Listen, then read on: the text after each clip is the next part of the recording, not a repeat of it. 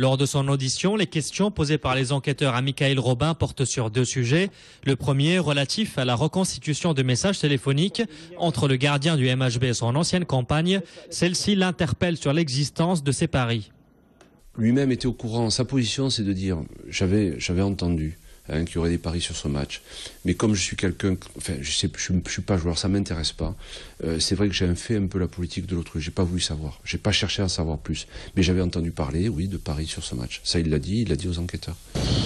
L'autre volet de l'interrogatoire s'appuie sur les conclusions du rapport de l'expert qui, après analyse des images du match incriminé, reproche à certains joueurs d'avoir évolué en deçà de leur niveau, une accusation balayée par la défense du handballeur. Il revenait de blessure et puis il a donné également des explications techniques quant aux arrêts qu'il a fait, qui sont contestés. Donc le rapport d'expertise, je considère que ça ne vaut rien. C'est un rapport, enfin je vais employer un terme qui est un peu cru, un rapport bidon.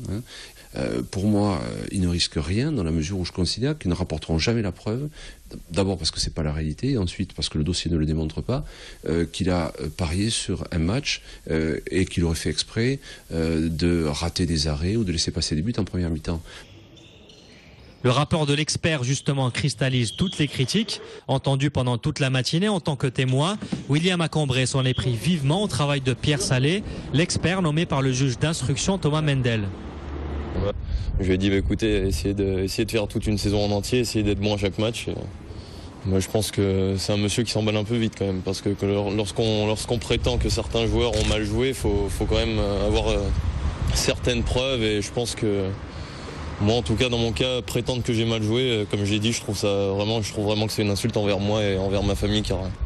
Auditionné lui aussi comme témoin, Michaël Guigou, seul épargné par le rapport, n'a pas souhaité faire de commentaires. Michaël Robin et sa compagne, eux, n'en ont pas fini avec cette affaire. Ils sont convoqués le 12 juin prochain au bureau du juge d'instruction, sans doute pour une mise en examen.